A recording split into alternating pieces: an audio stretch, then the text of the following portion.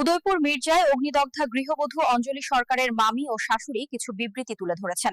আগামী দিনে সুষ্ঠু বিচারের দাবি জানানো হয়েছে।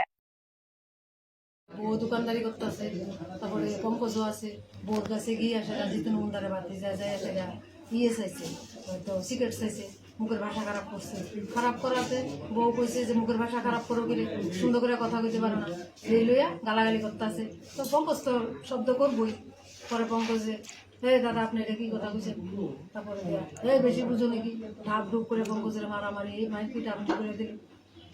এদিক দিয়ে বউ কি করছে, আবার ভিডিও করে রাখছে। জিতের মধ্যে ভাতিজা করতে আছে, ভিডিওটা বন্ধ করো নাইলে কিন্তু কালকে পরিণতি খুব খারাপ হইব। এই কথা কোয়ার পরও বন্ধ করছে না ভিডিওটা। এরপরে বউর লোক না পেরে পঙ্কজের যাই যখন ধাপ ধুপ দেওয়া আরম্ভ করছে, মোবাইলটাও নিচে পড়ে গেছে না। এরপরে দিয়ে তো মায়ের পিঠ আরম্ভ হয়ে গেছে। এবার বউরও মারছে, পঙ্কজেরও মারছে। যে বউরে মারতে পারছে, যে বউরে মারছে ব্লেড টেড দিয়া হাতে টাতে চিরা টিরা রাখছে না। তারপর পঙ্কজেরও মারছে। এখান থেকে তারা কোনো রকম তারার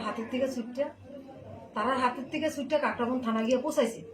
পৌঁছানোর পরে তারা কইলো কি যে তোমরা কালকে সন্ধ্যার সময় 6টার সময় এখন মেডিকেল করে এলাম। তারপরে গেল, তারা কিন্তু পিছিয়ে দিয়ে তারা করতেছে। তারা মেডিকেল করাইতে গেছে, গায়ত্রী ম্যাডামের পাইছে। তারপর গায়ত্রী ম্যাডামের দিকে তারা ওষুধ দিয়ে দিছে, বলছে তোমরা বাড়ি গিয়ে ওষুধটি ব্যবহার করো। তারপরে তারা দুজন আবার রিটার্ন হয়েছে। যখন তারা ওই মেন রোডে দিয়ে যখন যাওয়া আসা করতেছিল, এমন তারা বুঝে লাইছে। এবার তারা আবার পিছন দিয়ে তারা করতেছে। পঙ্কজে জেনে তেনে মির্জা স্ট্যান্ডে পর্যন্ত আইসে। আয়া তারা পিছিয়ে হইয়াল্লা করতেছে। পঙ্কজে গলির মধ্যে ব্যাগ দিয়ে ঢুকে যাওয়ার পরে বাড়িতে আইলো। আয়া তারা চেঞ্জ করে এবার যাবে রাত্র, তখন 2টা বাজে। তারপরে তারা শুইছে যে সারাদিনে দখল আছে। তারা দুজনেই শুইছে। শোয়ার পরে ঘরে তো বাচ্চাই আছে, মেয়ে আছে, তার ঠাকুমা আছে, তারা আছে ঘরে।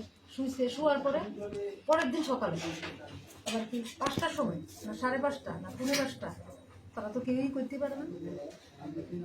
পরের দিন পরে সকালবেলা আবার ভূত প্রেসিডেন্ট আইলো। আয়া ডাক্তার আছে, পঙ্কজ ফিরে বউ কই দেখে যে ঘরে নাই। ও চল রাস্তায়। তারপর রাস্তায় নিয়ে গেল, গিয়ে দেখে এনে দেখতে বড়দা ভেঙ্কেশ্বর। আমাদের মার বিচার চাই, আমাদের মার বিচার চাই। কালকে যখন আমরা লাশ শ্মশানে নিয়ে যাওয়ার পরে এখানে তো আমরা লোকজনা নিজেরা কেউ পারে না। তাহলে অর্জুন লুৎবুল্লা কেরানি খামারের একজন, তারে আমার মেয়েরও আবার মামা শ্বশুর লাগে। তো আমরা নিজের মানুষ। শ্মশানে যাওয়ার পরে ফোন করে ডাকা হয়েছে যে তুই এখান থেকে আয়া কর। তারপর দুদুর মধুর করে অনেকক্ষণে আসিল। থাকার পরে তারা ফোন করতে আসে, বিরক্ত মানে বাইরে গেছে। তারপর সবাই দেখতেছে আর অর্জুন কই, অর্জুন তো নাই।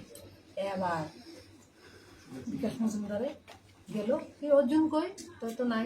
তবে ঠিক আছে, অর্জুনটা আবার ফোন করে কইছে অর্জুন ধনা অর্জুনরে নিয়ে আয়। তারপরে অর্জুনরে নিয়ে ধনা যাকে এনে ক্রিয়াকর্ম যা করার এগুলি হয়েছে শ্মশানে। হওয়ার পরে তখন প্রায় 10টা 10:30 বেজে গেছে। এবার তো তারা শেষ কাষ্ট দিয়ে আয় করবো। আসার পথে আবার তারা ফলো করছে যে অর্জুনের তারা মারধর করবে। তারপর অর্জুন হয়তো ফোন পাইছে বা কেউ দেখছে, বনের মধ্যে ঢুকে গেছে। অনেকক্ষণ হয়তো বনের মধ্যে ঢুকে গেছে, পলাই আসছিল। এরপরে দিয়া আবার একজনে ডাক দিছে, আমরা নিজেরার মধ্যে একজনে ডাকছে, এই তুই বাইরে তো দেখি তোর কে কি করে আয়। তারপরে অর্জুনকে তারা নিয়ে এক লগে মিলাইয়া তারা আয় করছে। তারপরে অর্জুনকে তারা লাগ পাইছে না। অর্জুনকে তারা বাড়ি পৌঁছাই দিছে আমরা লোকেরা। তারপরে